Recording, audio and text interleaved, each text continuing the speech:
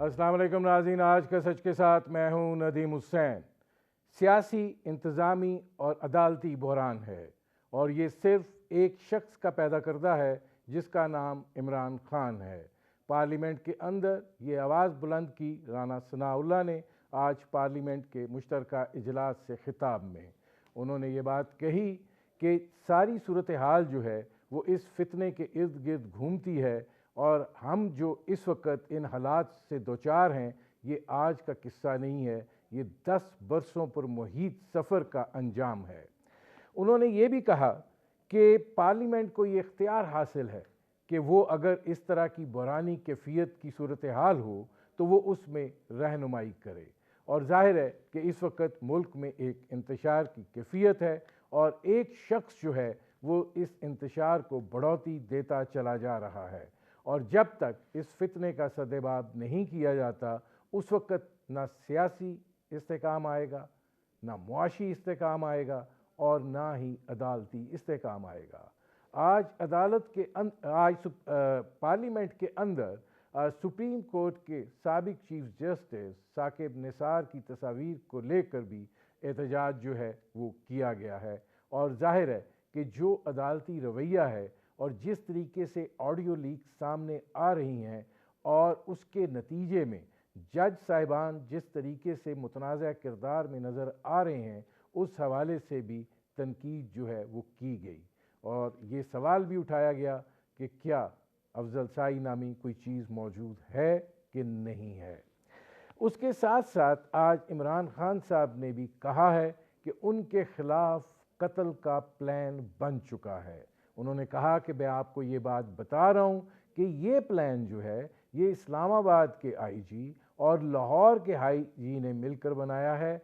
2 squads बनेंगे, एक इस्लामाबाद से एक लाहौर से। मेरी रहाइशगाह जो है उसके ऊपर ये हमारे लोगों में शामिल होंगे।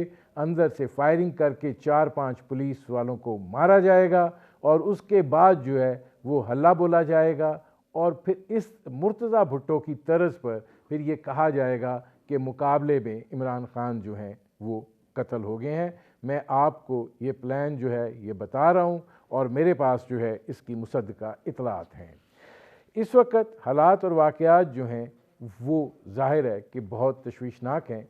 मामला सिर्फ़ मुआशी नहीं है, मामला सिर्फ़ एक बहरान का नहीं है। इस वक्त सारे इदारे जो हैं वो एक मुहिम जोई का शिकार हैं और ज़ाहिर है जिस तरह की मुहिम जोई अफ़वाज पाकिस्तान और उनके चीफ़ के ख़िलाफ़ शुरू की गई है वो भी एक तशवीशनाक अमर है। दूसरी तरफ ज़ल्म खलीलज़ाद की ट्वीट जो है वो भी बहुत गर्दिश कर रही है। इसके अलावा वाशिंगटन से में अमरीकी हुक्मरान जमात की सेनेटर जैकी रोसन जो हैं उन्होंने भी इमरान खान साहब के हक़ में ट्वीट की है।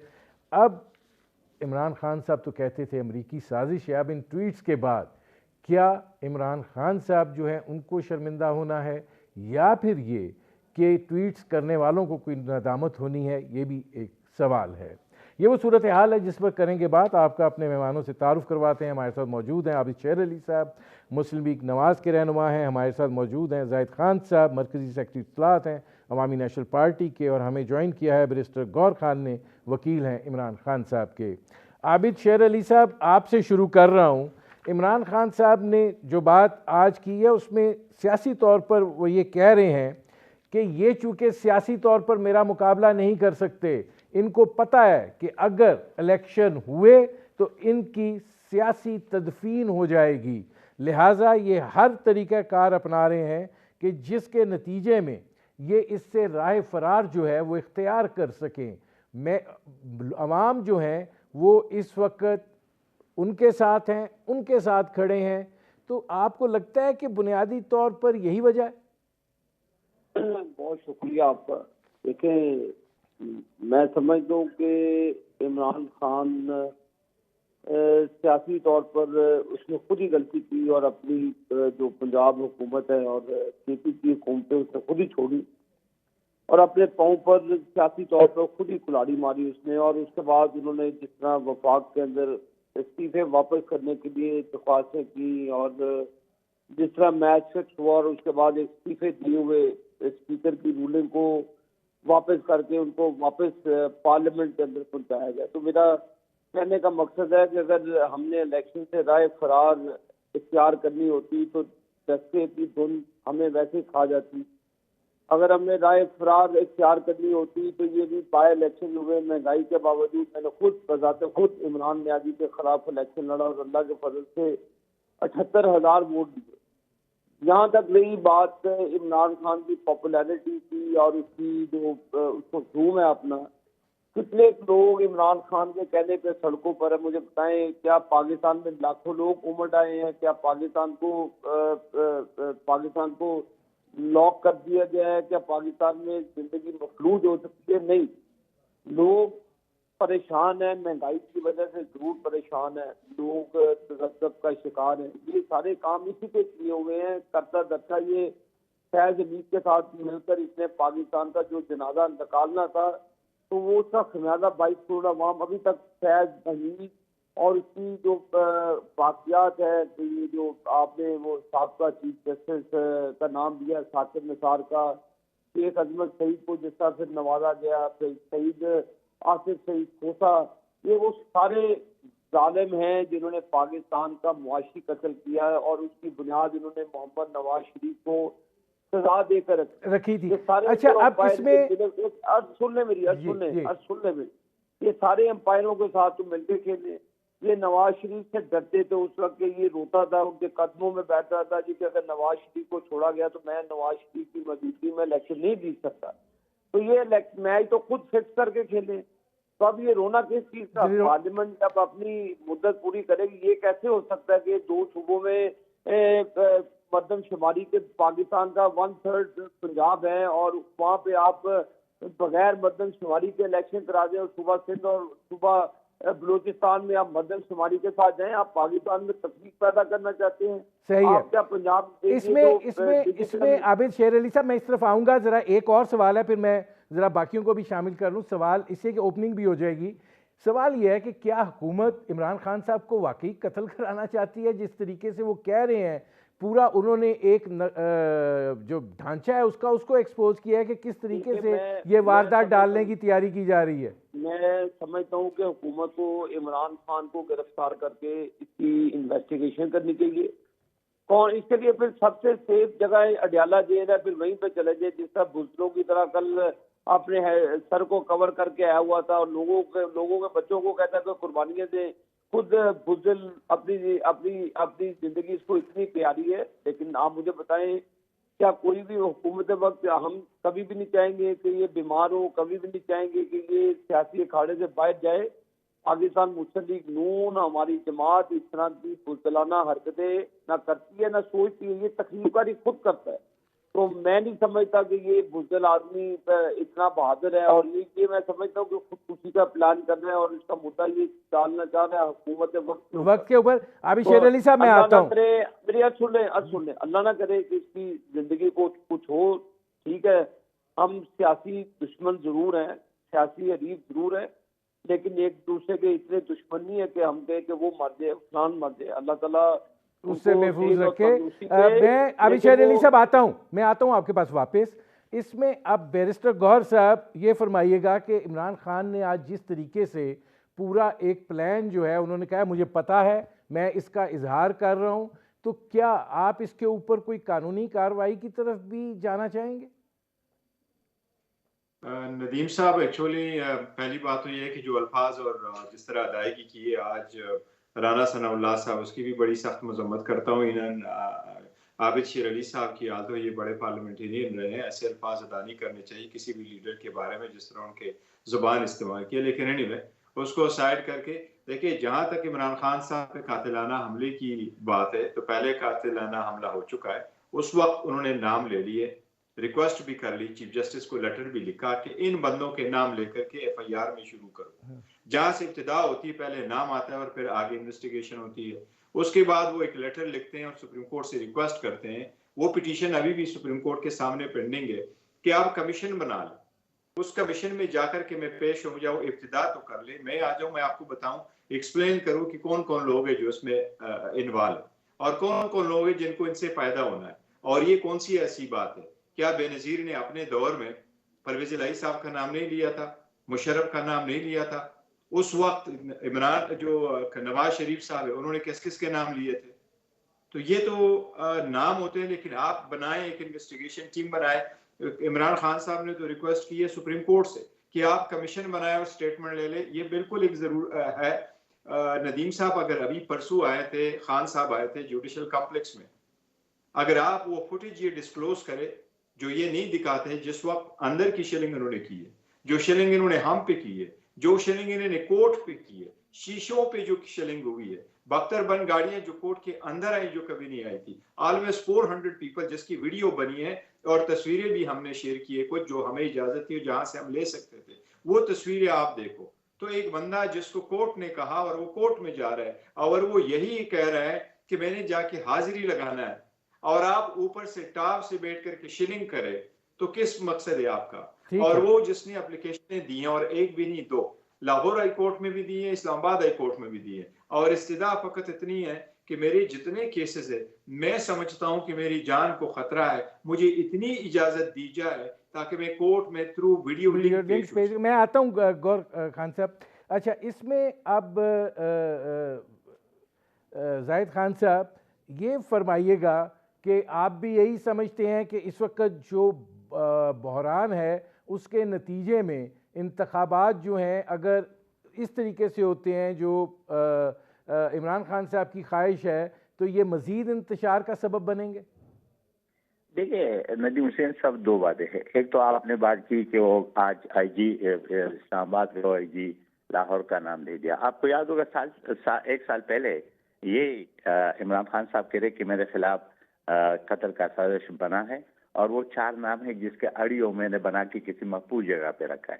تو آپ مجھے اب بتا دیں کہ وہ آڈیو پھر ابھی فالتو ہو گیا, یہ کوئی نئی بات آ گئی, یا یہ نئے کوئی لوگ آ گئے, کیونکہ وہ پرانے والی بات جس طریقے سے آپ نے کیا امریکہ کے خلاف کہ میرے حکومت امریکہ نے گرایا ہے, پھر وہ امریکہ کی لابنگ ہو گئی, ابھی امریکہ کے ساتھ صلح ہو گیا. تو یہ باتیں تو عمران خان کی تو بدلتے رہتے ہیں, تبدیلی بدلتے رہتی ہے. آج ایک ہے, کل پھر دوسری ہو جائے گی, پرسوں تیسری ہو جائے گی. تو میرے خیال میں دیکھیں ایک بات میں واضح کروں کہ یہ کہہ رہے کہ شیلنگ تو آپ کی حکومت نے صوبے, ہماری صوبے میں ٹیچرز بھی شیلنگ کرتے رہے, آپ ڈاکٹرز کے اوپر شیلنگ کرتے رہے, نرسوں کے اوپر شیلنگ کرتے رہے.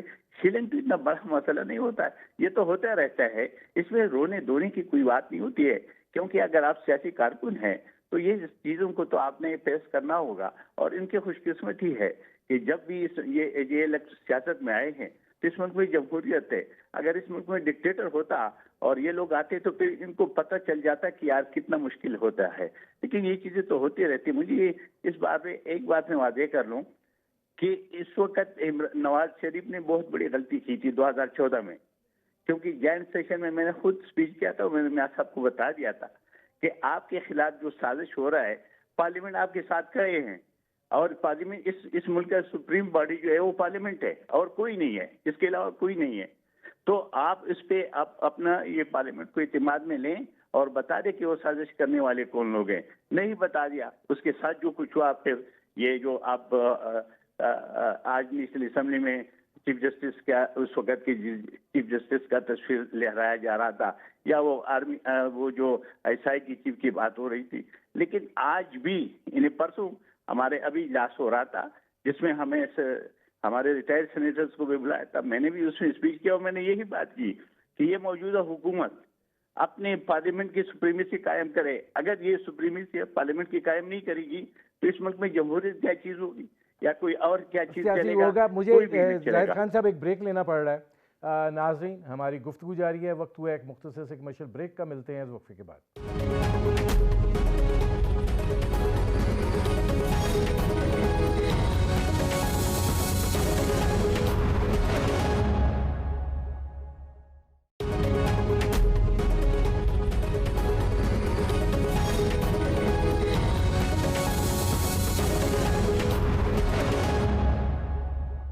Welcome back.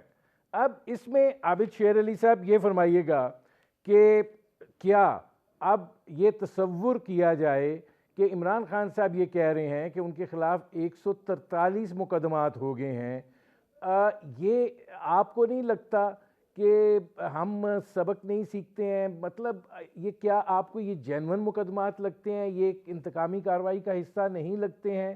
اور یہ جس طریقے سے عمران خان صاحب کو اب ٹارگٹ کر لیا گیا ہے، کیا سیاسی طور پہ ان کے ساتھ آپ مقابلہ کر کے اور پھر ان کو سائیڈ لائن نہیں کر سکتے بجائے اس کے کہ یہ اس طرح کی صورتحال ہو؟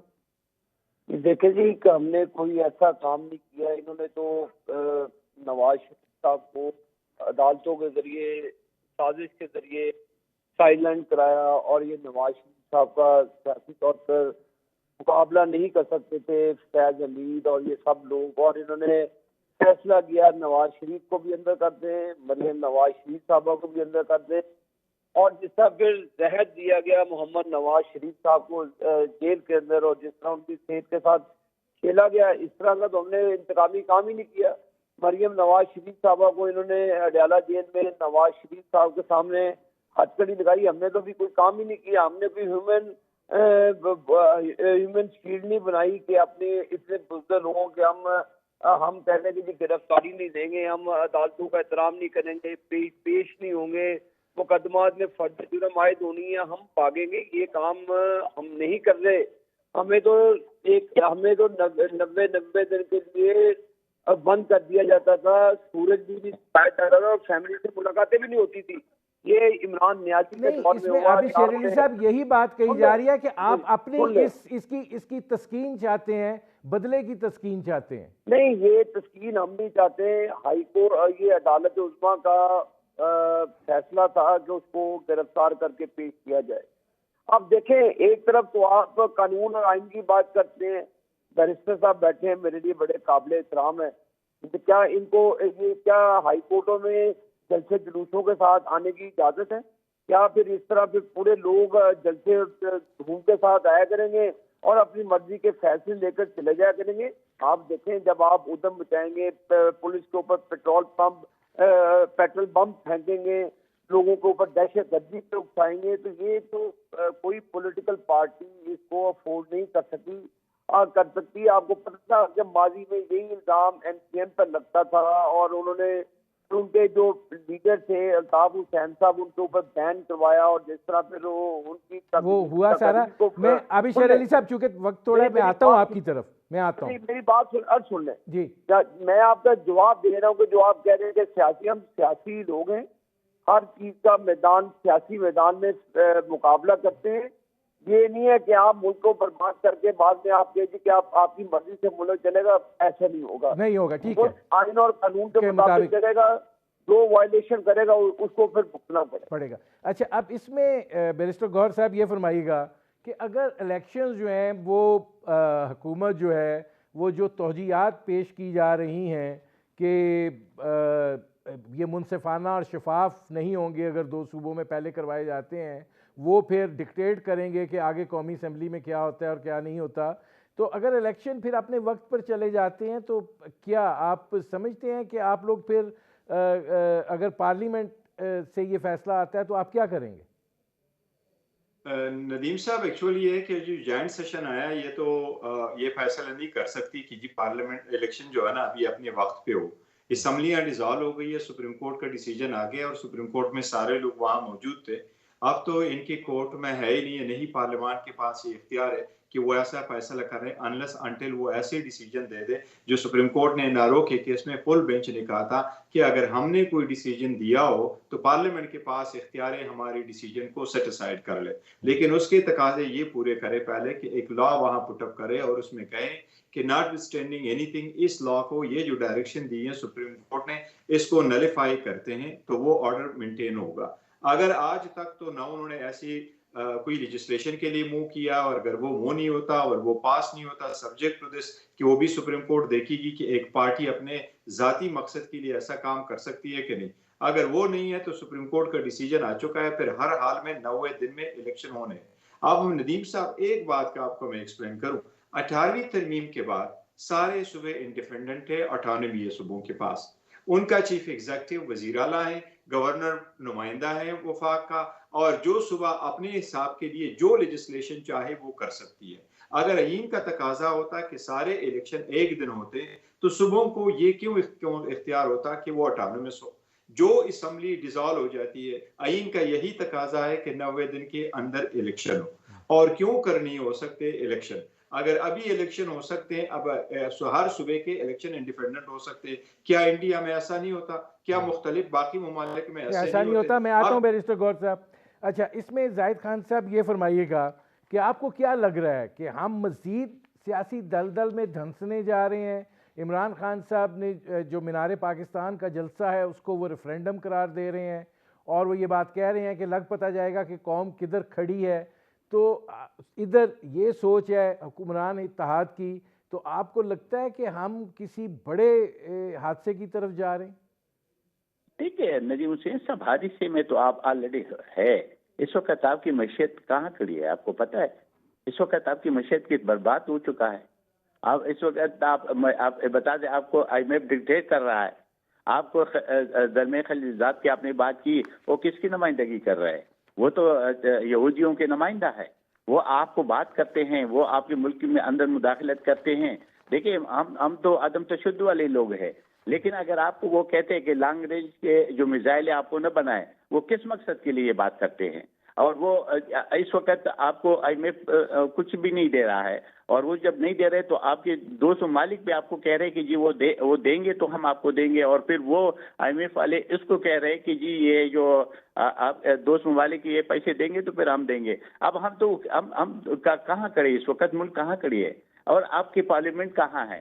اگر اس وقت یہ ملک میں جمہوریت ہے اور پارلیمنٹ ہے، اور پارلیمنٹ ہر ایک فیصلہ ڈیسیجن لے سکتا ہے، کیونکہ اس ملک کے سپریم باڈی جو ہے وہ پارلیمنٹ ہے. اگر یہ موجودہ حکومت نکما ہے اور کچھ فیصلے نہیں لے سکتی تو اس کی مرضی ہے. لیکن اس وقت جو صورتحال ہے، آپ مجھے بتا رہے کہ اس ملک میں افراتفری کیا ہے. اب آپ کے جو کل آپ کے جو لوگ شہید ہو گئے، اس سے اٹیک ہوا، آپ مجھے بتا رہے اس صورتحال میں الیکشن، دیکھیں الیکشن ہونا بہت ضروری ہے، الیکشن ہے ضروری، لیکن اس وقت آپ کی معیشت کہاں ہے؟ آپ اس جو مشکلات ہے اس سے تو ملک کو تو کم سے کم نکال دیں. اگر آپ ان کو اس مشکلات میں ہیں تو آپ کے الیکشن تو ضروری ہے، کیونکہ جمہوریت کے بغیر تو ملک چل نہیں سکتا. میں آتا ہوں زاہد خان صاحب. گور خان صاحب ذرا جلدی جواب دیجیے گا کہ اس وقت جو صورتحال ہے، کیا آپ یہ سمجھتے ہیں کوئی ڈائیلاگ ممکن ہے؟ مجھے نہیں لگتا کہ اب عمران خان پر سیاسی جو قیادت ہے حکمران اتحاد کی وہ اعتماد کرنے کے لیے تیار ہے، یا کوئی راستہ آپ سمجھیں کہ کوئی ایسا ڈائیلاگ جس کے نتیجے میں کوئی اتفاق رائے ہو سکے؟ پالیٹکس میں ندیم صاحب میرا خیال ہے کہ ڈائلاگ ہونے چاہیے اور فلیکسیبلٹی بھی شو کرنے چاہیے. اس وقت جو سرکمسٹانسز ہے، میرا خیال ہے حکومت نے بہت دیر کر لی. اگر ایسا ہی ہوتا تو تھوڑے سے، اگر آپ ایک طرف کسی پہ 142 اور 143 FIR بنا رہے اور دوسری طرف ان کو کہہ رہے ہیں کہ آپ ڈائلاگ بھی کریں اور آپ ان کو گولیاں بھی چلا رہے، تو ایسے صورتحال میں ڈائلاگ کیسے ہوگی؟ اور میٹر جب سپریم کورٹ میں چلا گیا تھا تو اس وقت بھی ہو سکتا تھا. Now it is too late. میرا نہیں خیال ہے کہ کوئی ایک بھی بندوبست ہو سکتا ہے. یہ ان کی خام خیالی ہے ندیم صاحب کہ یہ الیکشن رک جائیں گے. ابھی ہم نے پٹیشن فائل کر دی، میں نے اور شمائل بٹ صاحب نے سپریم کورٹ میں پٹیشن دی، اور سپریم کورٹ سے استدعا یہ کی ہے کہ آپ نے ایک آرڈر کیا 90 دن میں انتخابات ہو.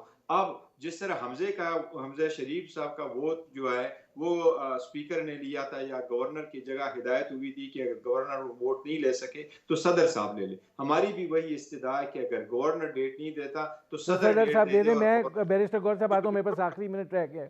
عابد شیر علی صاحب، کیا پھر یہ سمجھا جائے کہ ملک جو ہے وہ ایک اور محاذہ رائی کی طرف بڑھ رہا ہے؟ میں سمجھتا ہوں کہ ملک ضروری ہے، عمران خان ضروری نہیں ہے. نہ عمران خان کی خواہشوں کے مطابق یہ ملک چلے گا. یہ ملک پاکستان کی 22 کروڑ عوام کا ہے، جس کی معیشت کا جنازہ عمران خان نے نکالا. جو انہوں نے تماشا کیا، جو انہوں نے پاکستان کا حشر کیا، جو پاکستان کے اداروں کا انہوں نے حشر کیا، وہ آپ کے سامنے ہے. میں یہ سمجھتا ہوں کہ پاکستان میں ایک ہی وقت پہ انتخابات ہونے چاہیے یکسوئی کے ساتھ، تاکہ کوئی تفریق نہ رہے، کوئی افغانی کے ساتھ پاکستان میں انتخابات ہونے چاہیے. ڈیجیٹل جو سینسس ابھی ہو رہا ہے وہ 2 مہینے لگیں گے، مکمل ہو جائیں گے، تو اس میں کوئی حرج نہیں ہے کہ 2 مہینے کے بعد انتخابات ہو جائیں، کوئی قیامت نہیں آ جائے گی. پاکستان کا استحکام ضروری ہے. عمران خان کا ذہنی علاج ہم نہیں کر سکتے, لیکن پاکستان کے استحکام کے لیے ضروری ہے. بہت شکریہ عابد شیر علی صاحب, بہت شکریہ بیرسٹر گور صاحب, بہت شکریہ زاہد خان صاحب. ناظرین, وقت ہوا ایک مختصر سے کمرشل بریک کا. بریک سے جب واپس آئیں گے تو زلمے خلیل زاد اور سینیٹر جیکی روسن جو ہیں ان کے ٹویٹس پہ بات کریں گے.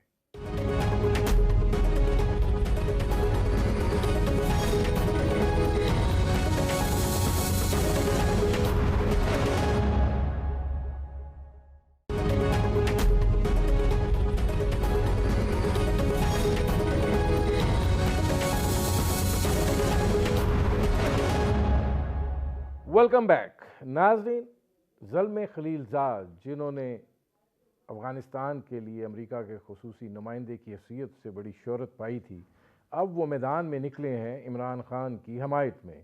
انہوں نے پہلے بھی ایک ٹویٹ کیا تھا, اب انہوں نے پھر ایک ٹویٹ کیا اور انہوں نے یہ بات کہی ہے کہ لگتا ہے حکومت نے عمران خان کو ریاست کا اولین دشمن قرار دینے کا فیصلہ کیا ہے. ایسے اقدامات پاکستان کی سیاسی, معاشی اور سیکیورٹی بحران کو گہرا کر دیں گے.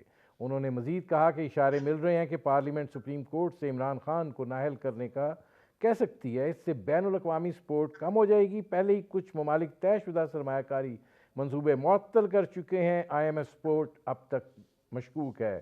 اسی طرح حکمران جماعت کی سینیٹر جیکی روسن جو ہیں انہوں نے پاکستان میں بڑھتے سیاسی تشدد پر تشویش کا اظہار کیا اور سیاسی جماعتوں پر زور دیا ہے کہ اختلافات جو ہیں وہ پرامن انداز میں حل کریں.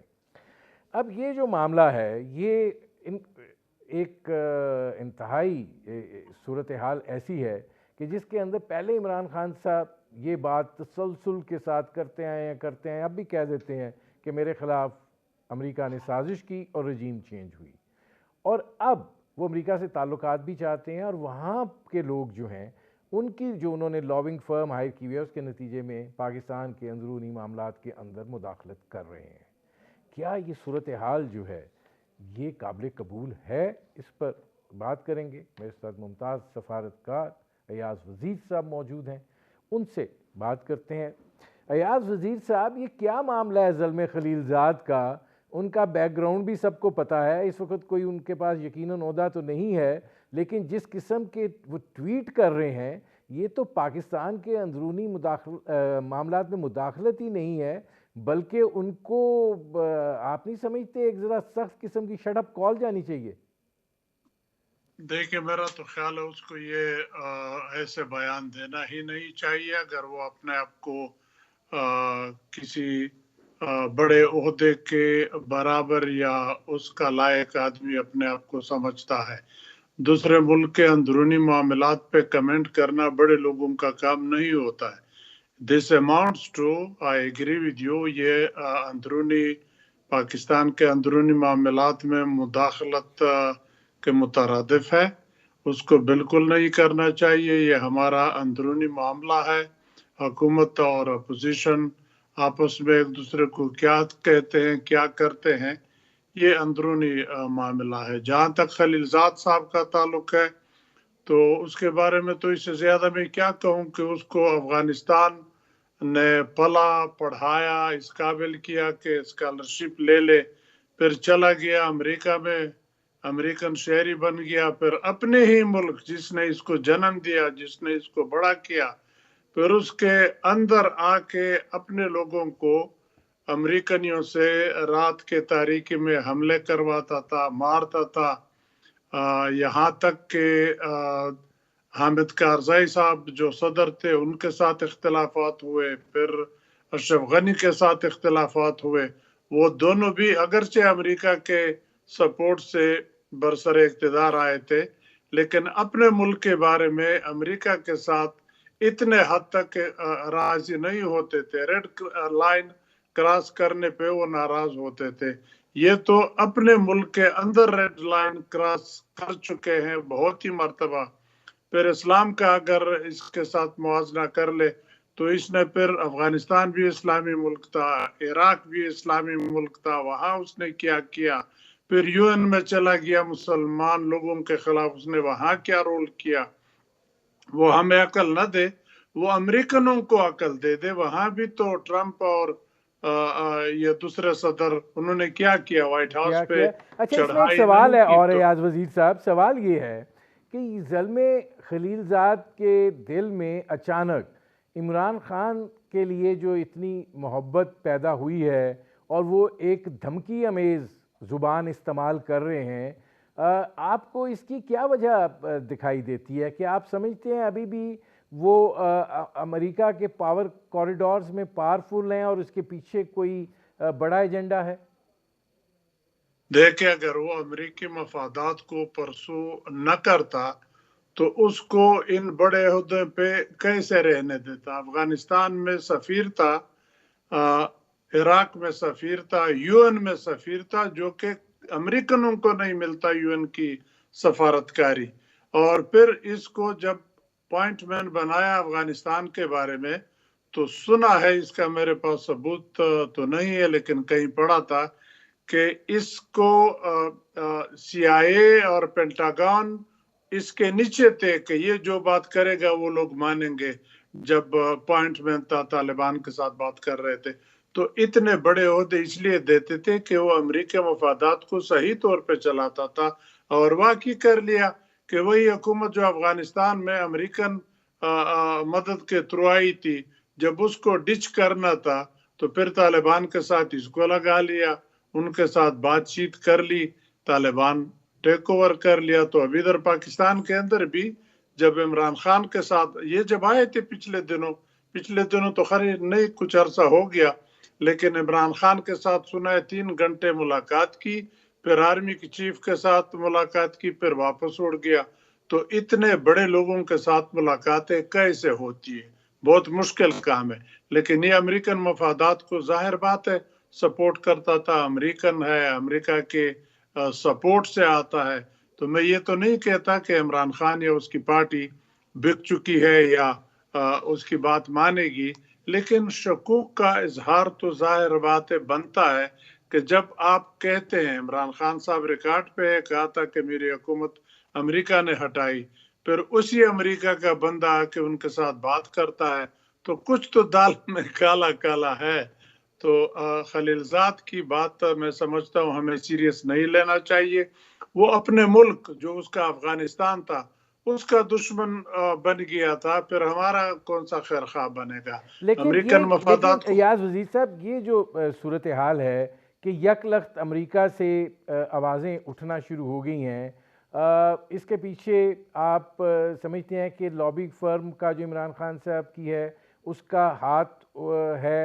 اور کیا یہ جس طریقے سے عمران خان نے امریکہ کو ملائن کیا ہے، اس کے بعد یہ جو رویہ ہے، اس میں اگر آپ کنیکٹیوٹی جوڑیں تو آپ کو کیا دکھائی دیتا ہے؟ کیا وجہ ہو سکتی ہے؟ دیکھیں اس کے بارے میں تو پاکستان کے کئی بہت ہی بااثر شخصیات نے اس بارے میں بہت پہلے کچھ پیشن گوئیاں کی تھی، کچھ ابھی بھی سیاسی لیڈران کہہ رہے ہیں کہ مغرب کی بہت ہی اندھی سپورٹ ہے یہاں پہ عمران خان صاحب کو، پتہ نہیں اس میں کتنا سچ ہے کتنا نہیں ہے، لیکن وہ شواہد پہ آدمی جا کے آگے پھر اپنا اسیسمنٹ کرتا ہے کہ مغرب سے کسی بات کے بارے میں عمران خان سے ناراضگی نہیں بنتی، اس سے بڑی بات ہو نہیں سکتی تھی جو انہوں نے کہا تھا کہ میری حکومت امریکہ نے ہٹا لی ہے۔ تو تعلقات خاصے خراب ہو گئے تھے، بلکہ بائیڈن نے تو ان کو ٹیلی فون کال بھی نہیں کیا اگر وہ سلسلہ جوڑنا ہے۔ تو اب پھر ان چیزوں کو وہ چھوڑ کے عمران صاحب کے سپورٹ میں یا پی ٹی آئی کے سپورٹ میں اس طرح کھل کے بات کرنا میں سمجھتا ہوں پاکستان کے اندرونی معاملات میں مداخلت میں سمجھتا ہوں ہے، نہیں کرنا چاہیے۔ ہمارا اپنا مسئلہ ہے، عمران صاحب بھی پاکستانی ہے، شہباز شریف صاحب بھی پاکستانی ہے، سارے لیڈران میں سمجھتا ہوں پاکستانی ہے، پاکستان کی خیریت چاہتے ہیں، تو کیا آپ یہ دوسرے نہیں لوگوں سمجھتے کے کہ ہو سکتا ہے زلمے خلیل زاد جو ہیں وہ عمران خان کی افغانستان کے حوالے سے یا طالبان کے حوالے سے جو ان کی سوچ ہے وہ بھی ویسا ہی روڈ میپ چاہتے ہیں؟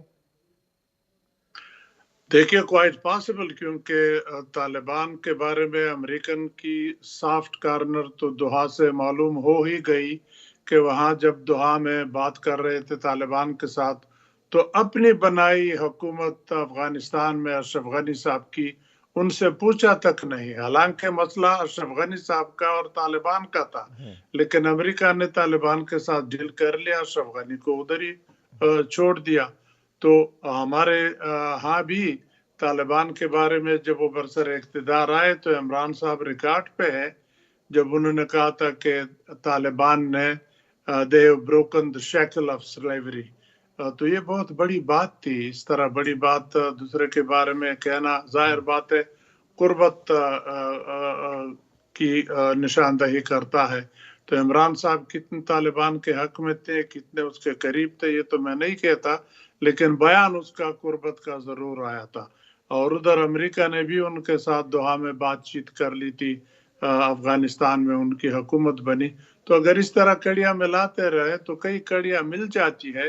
लेकिन मैं जाती तौर पे इमरान खान साहब के पाकिस्तानियत पे शक इसलिए नहीं कर सकता कि कोई चीज मेरे हाथ में है नहीं, लेकिन इन गलत लोगों की अगर वो सुनते रहे तो फिर जाहिर बात है अच्छा तासुर तो नहीं बनेगा। अच्छा, अब ये फरमाइएगा कि ये जो ज़ल्मे खलीलज़ाद और जो अमरीकी हुक्मरान जमात की सेनेटर जैकी रोज़न हैं, इनकी जो ट्वीट्स हैं, आप क्या समझते हैं ये कितनी मौसर होंगी उस तरफ ये कायल करने में कि शायद खान साहब के साथ ज़्यादती हो रही है?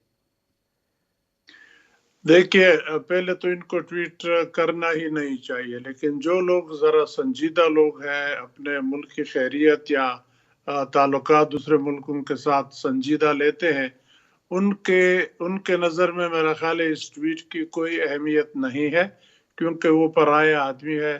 पहले अफगानी था, अब अमेरिकन हो गया। या दूसरी खातून भी जो ट्वीट की है, उसकी मैंने कहीं पढ़ा था कि उसको जो रिपोर्ट पेश की गई थी तो उसके ऊपर उसने ये ट्वीट किया। तो गोया वो रिपोर्ट बनाने वाले उन्होंने सही उसको नक्शा नहीं दिया होगा, तो उसने वही किया जो उनको फीड किया गया। तो अगर उनको सही यहाँ के हालात का पता होता शायद वो न करती। लेकिन ज़ल्मे खलीलज़ाद में इसलिए गुनहगार इस लिहाज से समझता हूँ कि वो यहाँ के पॉलिटिक्स को बहुत खूब जानते हैं, अच्छी तरह समझते हैं और उनको अपनी पोजीशन का भी एहसास है, तो उसको नहीं देना चाहिए। उसका बयान जो संजीदा लोग हैं वो तो सीरियस नहीं लेंगे, वो तो कहेंगे इसको करना ही नहीं चाहिए। लेकिन जो सपोर्टर है इमरान खान साहब के, जाहिर बात है वो तो बगले बजाते हैं, वो तो कहते हैं बहुत बड़ा अच्छा बयान आया है, देखो अमेरिका से आया है, खलीलज़ाद से आया है। तो खलीलज़ाद कोई खुदा तो नहीं है, खलीलज़ाद कोई पाकिस्तानी तो नहीं है बहुत बड़ा आदमी, पराया आदमी है। पराया आदमी तो कहते रहते हैं, लेकिन ये मुदाखलत है आपके अंदरूनी मामलात में। बहुत शुक्रिया अयाज वज़ीर साहब। नाज़रीन, ये थे अयाज वज़ीर, उनकी आपने गुफ्तगू सुनी। मेरे प्रोग्राम का वक्त ख़त्म हुआ, अब तक के लिए इतना ही। इजाज़त दीजिए, अल्लाह हाफ़िज़।